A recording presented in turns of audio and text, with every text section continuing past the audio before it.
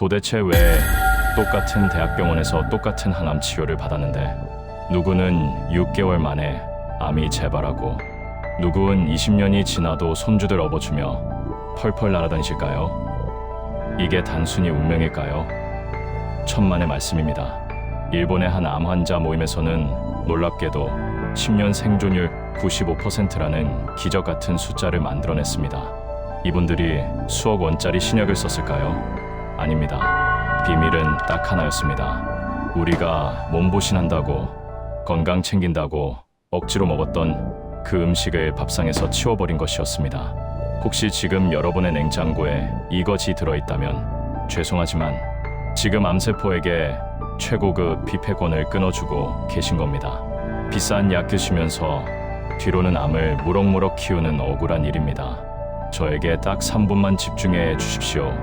이 3분이 여러분의 몸을 암세포가 살 수 없는 청정구역으로 만들고 남은 인생의 건강을 지키는 가장 확실한 생명보험이 될 것입니다. 본격적인 이야기를 시작하기 전에 제 진료실을 찾아오셨던 72세 김명숙 어르신의 안타까운 사연을 먼저 들려드리겠습니다. 김명숙 어르신은 동네에서 소문난 건강 전도사셨습니다. 평생 가족을 위해 비싼 유기농 우유만 고집하시고 아침마다 각 구운 빵에 햄을 얹어 드시는 게 하루의 낙이셨죠. 자식들은 우리 엄마는 신세대 입맛이라며 좋아했고 어르신도 그 말에 흐뭇해하셨습니다. 그런데 언제부턴가 이상한 일이 생기기 시작했습니다. 소화가 안 되고 자꾸만 가스가 차는 증상에 시달리시더니 급기야 건강검진에서 대장암 3기라는 청천벽력 같은 진단을 받으셨습니다. 김 어르신은 저를 붙잡고 억울해하며 우셨습니다. 선생님, 저는 평생 술 담배도 안 하고 몸에 좋다는 우유랑 고기만 챙겨 먹었는데 도대체 왜 제가 암에 걸린 겁니까? 어르신의 말씀이 맞습니다. 어르신은 나쁜 음식을 드신 게 아닙니다. 하지만 암세포가 너무나도 좋아하는 음식을 드신 겁니다. 암세포에게 최고의 만찬을 매일 차려주셨던 것이죠. 도대체 왜 이런 일이 벌어졌을까요? 우리가 몰랐던 암세포의 비밀, 그 충격적인 원인을 낱낱이 파헤쳐 드리겠습니다. 여러분, 암세포도 먹어야 산다는 사실을 알고 계십니까? 암세포는 이슬만 먹고 사는 게 아닙니다. 정상 세포보다 무려 20배나 많은 에너지를 필요로 하는 아주 탐욕스러운 녀석입니다. 그런데 우리가 무심코 먹는 음식들이 암세포에게는 최고의 영양분이 되고 성장 촉진제가 되며 이동 통로까지 만들어준다는 사실입니다. 이것을 전문 용어로 암세포의 미세 환경이라고 합니다. 우리가 맛있다고 먹는 그 한 입이 사실은 암세포를 키우는 비료였던 셈입니다. 그렇다면 구체적으로 어떤 음식들이 암세포를 키우는지 하나하나 짚어드리겠습니다. 첫 번째, 가공육의 붉은색 뒤에 숨겨진 죽음의 화학 반응부터 들여다봅시다. 여러분, 정육점에서 산 돼지고기를 삶으면 무슨 색이 됩니까? 회색이나 연한 갈색이 됩니다. 그게 정상입니다. 그런데 햄이나 소시지는 어떻습니까? 익혀도 여전히 먹음직스러운 선홍색을 띠고 있습니다. 이상하지 않으십니까? 바로 아질산나트륨이라는 발색제 때문입니다. 이 화학물질은 고기가 썩는 것을 막고 색깔을 예쁘게 유지해주지만 우리 위장으로 들어가는 순간 돌변합니다. 위산과 만나면 니트로사민이라는 강력한 발암 물질이 생성되는데 이것은 우리 세포의 DNA, 즉 생명 설계도를 직접적으로 파괴합니다. 설계도가 망가지니 세포가 미쳐 날뛰며 암세포가 되는 것입니다.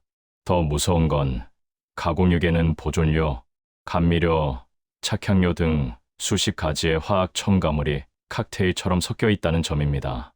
이것들이 뱃속에서 서로 어떤 화학 반응을 일으켜 괴물 같은 독소를 만들어낼지는 아무도 모릅니다.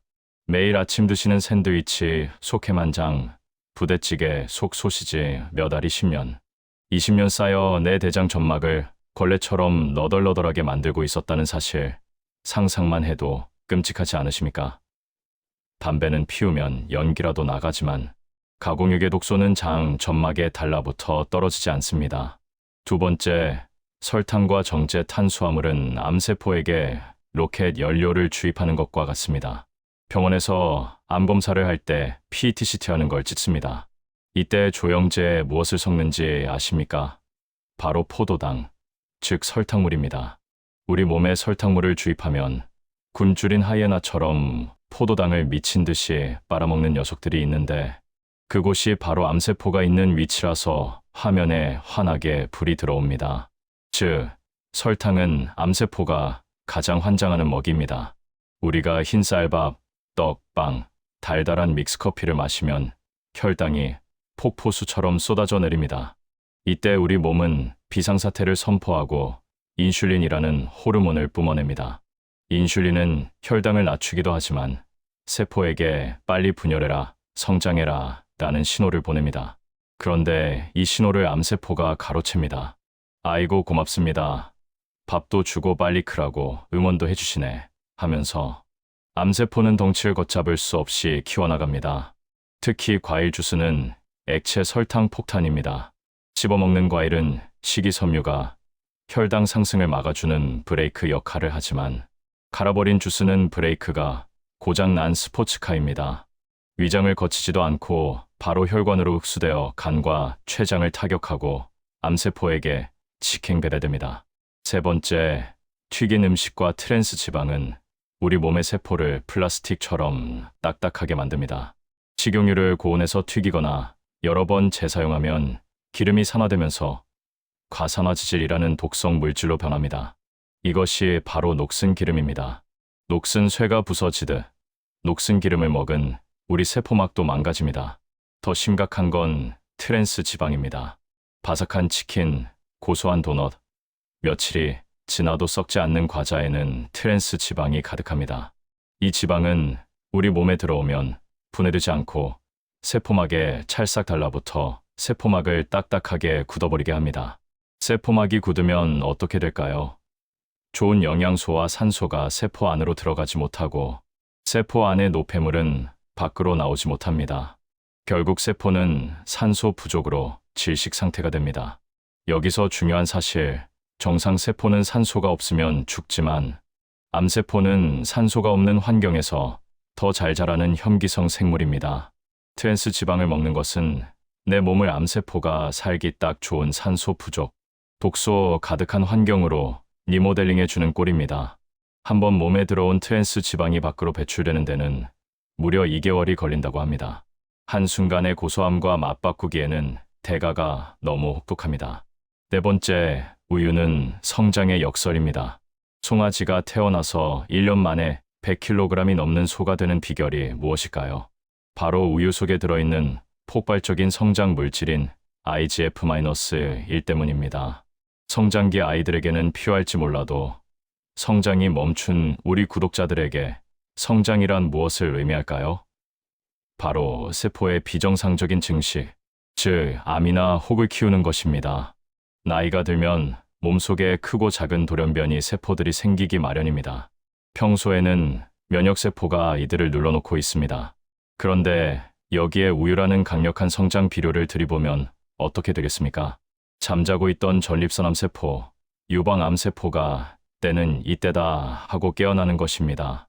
많은 분이 뼈 튼튼해지려고 마신다고 하시지만 이것도 다시 생각해 보셔야 합니다. 우유는 동물성 단백질이라 산성식품입니다. 우리 몸은 산성을 중화시키기 위해 뼈 속에 저장된 칼슘을 빼내었습니다. 우유를 많이 마시는 북유럽 국가들이 골다공증 환자가 더 많다는 칼슘의 역설이 이를 증명합니다. 암세포에게 비료를 주고 뼈까지 약해지게 만드는 우유, 과연 계속 드셔야 할까요? 마지막 5번째, 미세 플라스틱은 보이지 않는 호르몬 교란자입니다. 뜨거운 물에 티백을 우려내거나 차 안에 둔 플라스틱 생수병을 마실 때 우리 눈에는 보이지 않지만 수억 개의 미세 플라스틱 입자가 물과 함께 몸으로 들어옵니다. 이 입자들은 너무 작아서 혈관을 타고 온몸을 돌아다니다가 뇌, 간, 심지어 태반까지 뚫고 들어갑니다. 문제는 이 플라스틱이 단순히 쌓이는 게 아니라 우리 몸속에서 가짜 호르몬, 행세를 한다는 것입니다. 플라스틱에서 나오는 환경 호르몬은 여성 호르몬인 에스트로겐과 구조가 비슷합니다. 우리 몸은 이것을 진짜 호르몬으로 착각하고 반응합니다. 호르몬 균형이 깨지면 면역 체계가 무너지고 유방암이나 자궁암 같은 호르몬 관련 암 발생 위험이 치솟습니다. 또한 미세 플라스틱은 그 자체로 이물질이라서 우리 몸의 면역 세포가 끊임없이 공격합니다. 이 과정에서 전신에 만성염증이 생깁니다. 만성염증은 암세포가 혈관을 타고 다른 장기로 이동할 때 혈관벽을 느슨하게 만들어주는 고속도로 역할을 합니다. 편하게 마신 티백 차 한 잔이 내 몸의 면역 경찰을 지치게 만들고 암세포에게 전이의 길을 터주고 있었던 것입니다. 자, 듣고 보니 어떠십니까?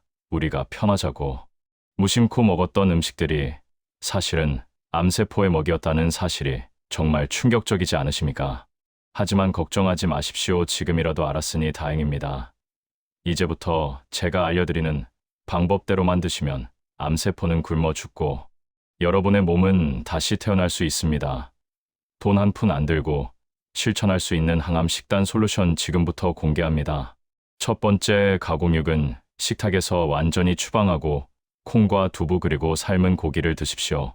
햄과 소시지를 끊으라는 이유는 명확합니다. 아질산나트륨이 이산과 만나 생성되는 니트로사민은 세포의 DNA를 직접 타격하여 돌연변이를 일으키는 1급 발암 물질이기 때문입니다. 대신 콩과 두부를 드십시오. 콩은 밭에서 나는 소고기가 아니라 밭에서 나는 항암제입니다. 콩 속에 들어있는 이소플라본, 그 중에서도 제니스테인이라는 성분은 암세포가 더 이상 자라지 못하게 성장 신호를 차단하는 역할을 합니다. 암세포가 나 좀 키워줘 하고 혈관을 만들려고 할 때 이 제니스테인이 그 혈관 생성을 억제하여 암세포를 굶겨 죽입니다.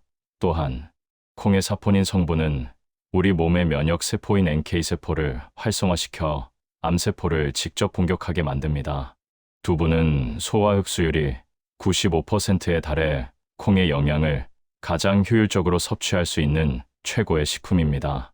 고기가 너무 드시고 싶다면 반드시 삶거나 쪄서 드십시오. 고기를 숯불이나 직화로 구울 때 타거나 그을린 부분에서는 벤조피렌과 헤테로사이클리가민이라는 발암 물질이 생성됩니다. 이것은 담배 연기보다 독합니다. 하지만 고기를 물에 삶으면 이 발암 물질이 생성되지 않는 것은 물론이고 고기 속에 있던 나쁜 지방과 항생제 잔류물까지 물에 녹아 빠져나옵니다. 수육이나 보쌈이 삼겹살 구이보다 100배 낫다는 말이 빈말이 아닙니다. 삶은 고기는 단백질은 그대로 섭취하면서 독소는 뺀 가장 안전한 육류 섭취법입니다. 두 번째, 흰쌀밥을 치우고 현미와 잡곡을 주식으로 삼으십시오. 암세포는 설탕물, 즉 포도당을 먹고 자랍니다. 흰쌀밥은 먹는 즉시 혈당을 치솟게 하여 인슐린 분비를 촉진하는데 이 인슐린과 인슐린 유사 성장 인자가 암세포의 분열을 가속화합니다. 반면 현미와 잡곡에는 풍부한 식이섬유가 들어 있습니다. 이 식이섬유는 장 속에서 스펀지처럼 작용합니다. 밥이 소화되는 속도를 늦춰 혈당이 천천히 오르게 할 뿐만 아니라 장 속에 있는 발암 물질과 중금속을 흡착하여 대변으로 배출시키는 청소부 역할을 합니다. 특히 현미의 쌀겨층에 들어있는 피트산이라는 성분에 주목해야 합니다. 과거에는 피트산이 미네랄 흡수를 방해한다고 해서 천대받았지만 최신 의학 연구에 따르면 이 피트산은 암세포의 산화를 막고 암세포의 자살을 유도하는 강력한 항암 물질임이 밝혀졌습니다. 암세포는 죽지 않고 끝없이 분열하는 것이 특징인데 피트산이 암세포에게 너 이제 그만 죽어라고 명령을 내리는 것입니다.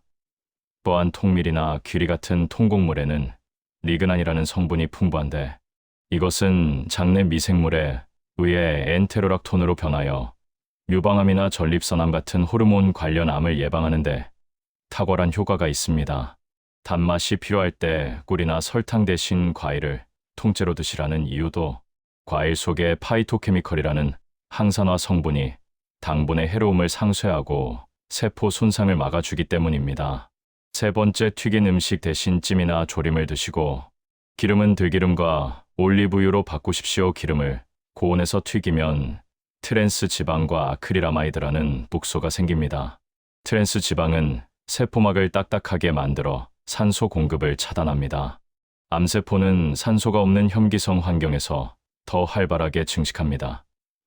즉 튀김을 먹는 것은 내 몸을 암세포가 살기 좋은 산소 부족 상태로 만드는 것입니다. 조리법을 찜이나 조림으로 바꾸면 조리 온도가 100도 이하로 낮아져 발암 물질이 생성되지 않습니다. 기름을 드실 때는 오메가3 지방산이 풍부한 들기름을 드십시오. 암은 만성 염증에서 시작됩니다. 염증이 오래되면 세포가 손상되고 그 틈을 타 암세포가 자라납니다. 들기름의 오메가3는 우리 몸의 염증 반응을 억제하는 소방수 역할을 합니다. 특히 알파 리놀렌산이라는 성분은 암세포의 증식을 억제하고 전이를 막는 효과가 입증되었습니다. 올리브유도 좋습니다. 올리브유의 올레오칸탈이라는 성분은 암세포의 소기관을 파괴하여 암세포를 사멸시키는 천연 항암제입니다. 단, 들기름과 올리브유는 열에 약함으로 가열하기보다는 나물을 무치거나 샐러드 드레싱으로 드시는 것이 그 효능을 100% 누리는 방법입니다. 네 번째, 우유 대신 두유나 아몬드유를 드시고 칼슘은 채소와 해조류에서 섭취하십시오. 우유 속에 들어있는 IGF-1, 즉 인슐린 유사 성장 인자는 송아지를 위한 성장 촉진제입니다. 성장이 멈춘 성인에게 이 물질은 세포의 비정상적인 증식, 즉 암을 키우는 비료가 될 수 있습니다. 특히 전립선암과 유방암 세포는 이 성장 인자에 매우 민감하게 반응합니다. 반면 콩으로 만든 무가당 두유는 식물성 단백질이 풍부하면서도 암 성장을 억제하는 성분이 가득합니다. 칼슘이 부족할까 봐 우유를 드신다고요? 걱정하지 마십시오. 시금치, 브로콜리, 케일 같은 녹색 잎채소와 멸치, 미역 같은 해조류에는 우유보다 훨씬 질 좋은 칼슘이 들어있습니다. 특히 브로콜리에는 설포라판이라는 기적의 항암 성분이 들어있습니다. 설포라판은 우리 몸의 해독 효소를 깨워서 발암 물질을 무력화시키고 헬리코박터균을 억제하여 위암을 예방합니다. 또한 녹색 채소의 풍부한 비타민 K는 칼슘이 혈관에 쌓이지 않고 뼈로 잘 흡수되도록 도와주는 접착제 역할을 합니다. 우유를 마셔서 얻는 칼슘보다 채소를 통해 얻는 칼슘이 암 예방과 뼈 건강 두 마리 토끼를 잡는 현명한 선택입니다. 다섯 번째, 플라스틱 용기를 버리고 잎차를 우려 드십시오. 미세 플라스틱은 단순한 쓰레기가 아닙니다. 우리 몸에 들어오면 내분 비계를 교란시키는 환경 호르몬 작용을 합니다.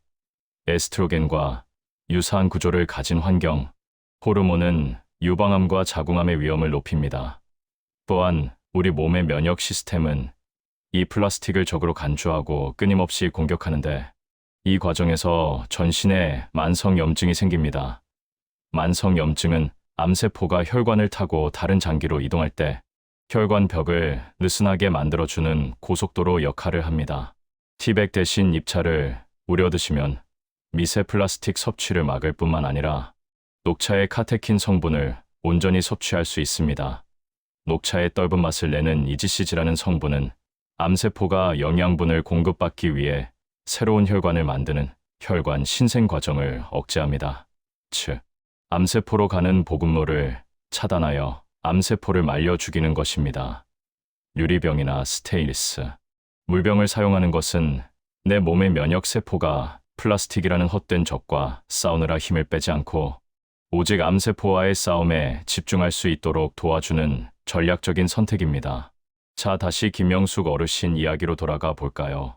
어르신은 제 이야기를 듣고 집에 가자마자 냉장고를 싹 비우셨습니다. 햄과 소시지는 다 갖다 버리고 우유 대신 두유를 채워 넣으셨습니다. 흰 쌀밥 대신 현미밥을 지으시고 매일 아침 신선한 채소와 과일을 드셨습니다. 티백차 대신 잎차를 우려 드셨고요. 그렇게 1년이 지났을까요? 어르신이 정기 검진을 받으러 오셨는데 얼굴빛이 확 달라지셨습니다. 선생님, 속이 이렇게 편할 수가 없어요.